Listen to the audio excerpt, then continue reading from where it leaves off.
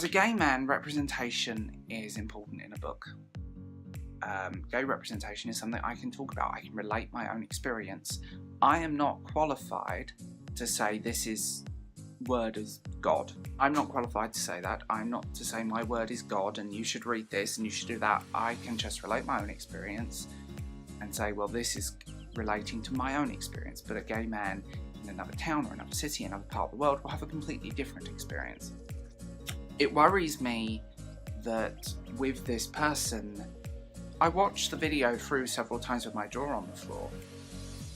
She did a review of a book and reviewed it 5 stars, but gave it 3 stars because of poor rep. And rep is something you hear a lot in her videos. I don't think you're qualified to talk about it. You're as qualified as I am to talk about it because you can't live that experience. Representation is very important, and there's a massive, and I could do a whole video on the difference between token representation and proper representation. Be it disability, be it sexuality, be it gender, be it colour, be it whatever. I could do a whole big video, and I'm not, because it will open a massive can of worms. I found her review insulting. I found it cringy. And she made herself look clueless. And I'm sorry, and I'm sure you're probably not, but that's how it looked. And she got called out for it, and she's removed the video. It does open a few questions. For me as a reviewer, when I review a book about a gay man, say, I've recently reviewed the Madonna of Bolton, Gypsy Boy on the Run, love those books, the Gypsy Boy books.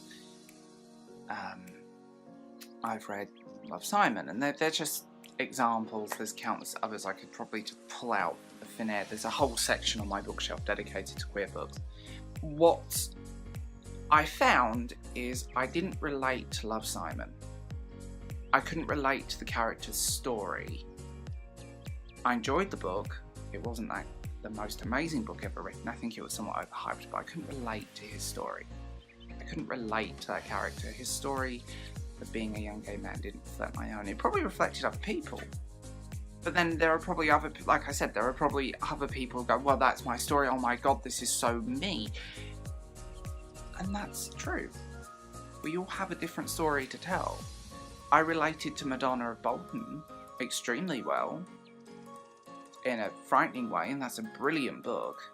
And Gypsy Boy is an autobiographies that I don't share his story, but it was an eye into his culture, where he came from.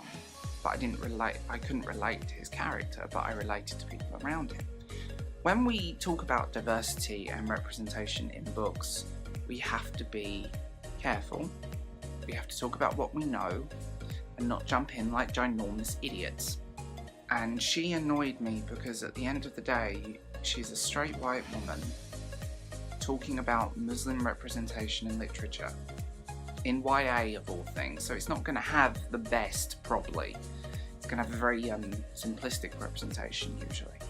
I dread to think what she would be like with a queer book. That would just...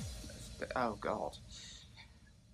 As a gay man, I like representation, to be honest. I don't like token representation. I don't like feeling like, oh, there's a gay handbag in this story. I don't like feeling like that. I feel that I want to read stories that kind of inflict me. Maybe, like I said, not relating to Love, Simon, it was very American. And that's something else crawled out of me. I am not qualified to talk about representation. I'm not an expert on it. And it bugs me when people think they are. Because to be blunt about it, most of the time we are clueless. And I'm including myself. I mean, if I did a video, say, oh, this book has great Muslim representation. I'm like, how would I know? How I could talk to Muslim friends. I could sit down and have a conversation with Raj. And that, actually, I want to get him on this channel. That would be fascinating. Would his experience growing up as a young Muslim in Suffolk be the same as a young Muslim guy from Hicksville, Idaho? Or a Muslim girl from New York? Or a Muslim guy from Iran? No.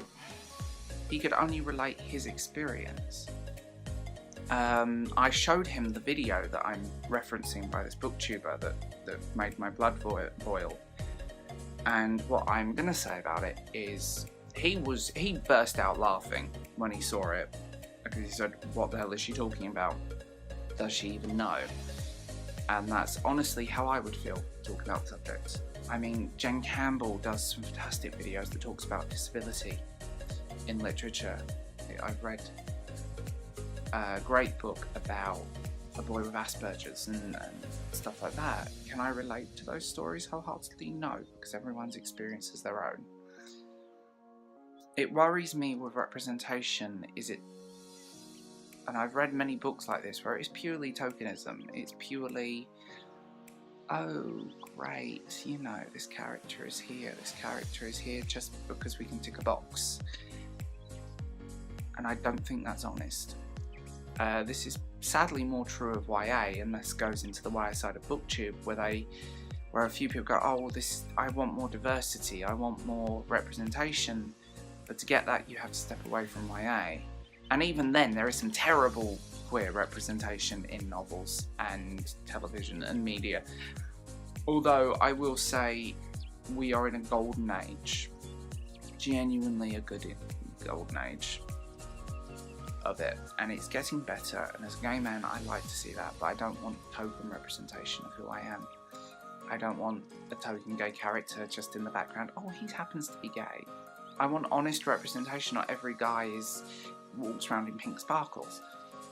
Not everyone is amazing and fabulous. You know, we all have quirks. We're all different. The world is not black and white, and being gay is not black and white. When it comes to representation, when it comes to diversity, when it comes to all of this, I think I can wholeheartedly agree that I want honest. I want real. I don't want things sugar-coated.